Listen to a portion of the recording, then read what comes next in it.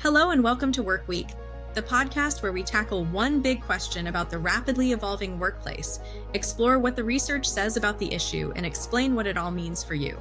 I'm Dr. Gabby Burlacu, Senior Manager at the Upwork Research Institute.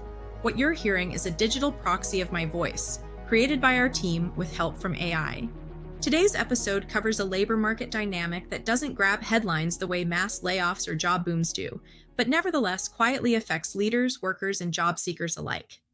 The big question for this week is, what are the impacts of a low-hire, low-fire job market? In a low-hire, low-fire job market, businesses add and cut jobs at a significantly lower rate than normal. This creates a situation in which job openings and turnover are stagnant, and businesses are cautious. The result is a labor market that feels, in a word, stuck. But a slowed labor market doesn't mean a slower pace of work. If anything, in today's economy, the pace of work is speeding up as companies and workers navigate increased expectations for productivity.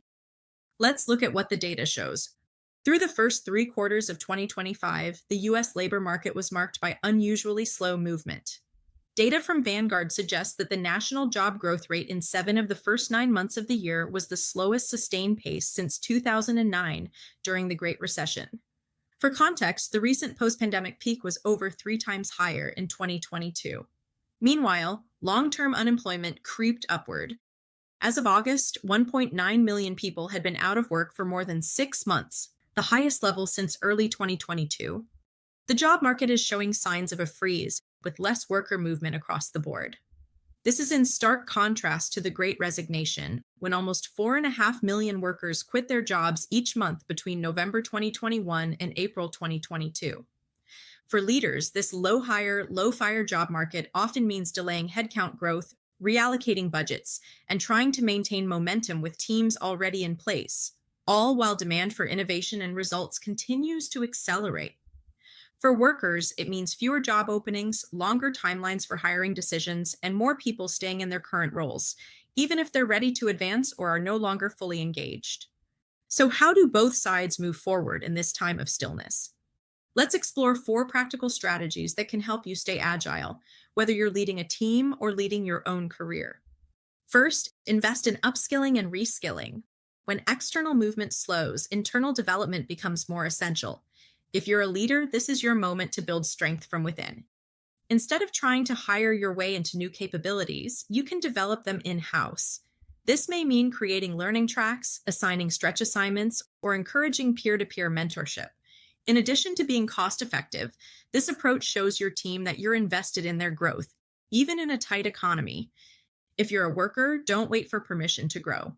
Identify a high-value skill in your field, maybe something technical like data literacy or stakeholder communication, and take a first step.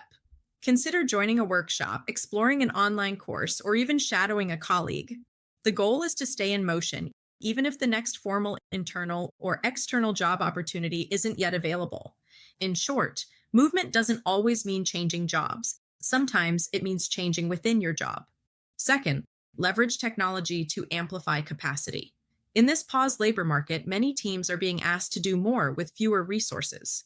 This is where technology, especially automation and AI, come into play and become a critical enabler of productivity and innovation. For leaders, this is an opportunity to identify where outdated systems are dragging down performance. Can you automate a reporting process using an AI tool? Introduce a tool to speed up approvals? Streamline how your team collaborates? You don't need to adopt every trend or platform, but investing in the right tools can boost productivity without overburdening your workforce.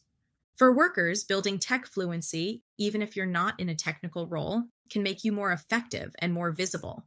If you know how to use AI tools for summarizing, brainstorming, or data analysis, this can make you an asset on your existing team. You're not just surviving the slowdown, you're becoming more valuable along the way. Third, prioritize engagement to prevent stagnation. Low turnover can create a false sense of stability, but this doesn't always mean that people feel energized or fulfilled in their roles. When people are prevented from making external or vertical moves in their career, supporting them becomes even more important.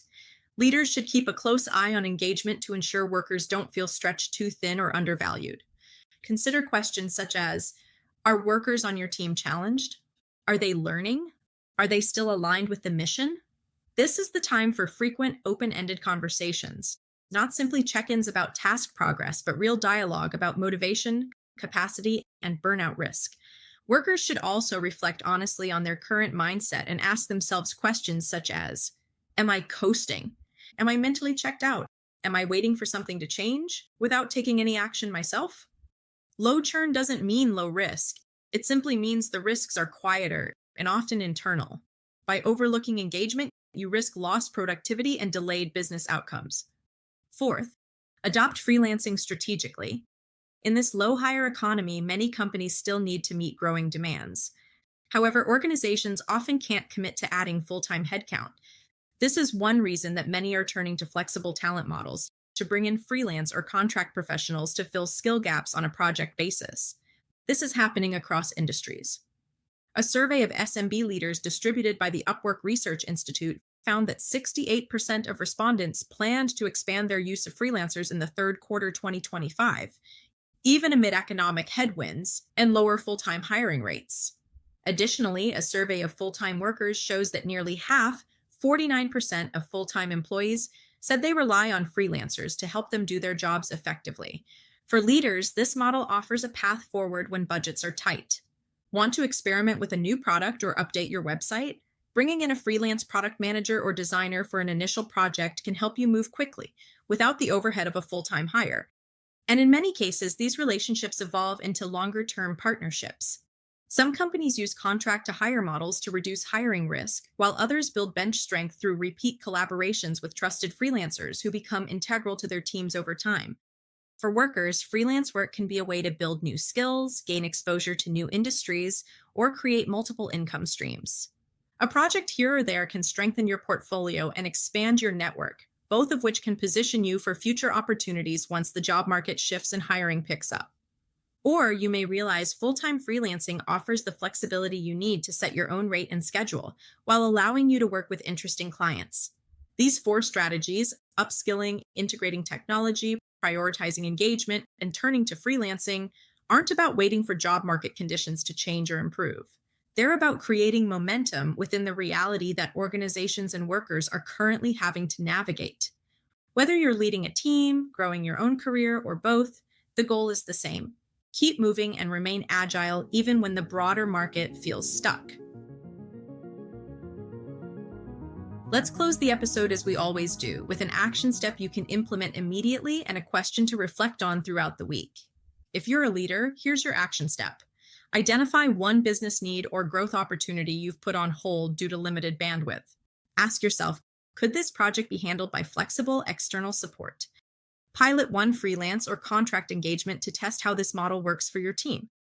And if you're an individual worker, choose one skill that would make you more agile in your current job or in a future opportunity. Block out 1 hour this week to start learning that skill. Small steps compound over time, and skill building is always within your control. Once you develop a new skill, consider looking for a freelance project to put it into action. And here's your reflection question for the week. In a market with limited movement, what's one way you can create progress, not by waiting for change, but by initiating it? Because the truth is, a slow labor market doesn't have to mean a stuck business or a stalled career. Agility goes beyond reacting quickly. It's about choosing how to move when movement feels challenging.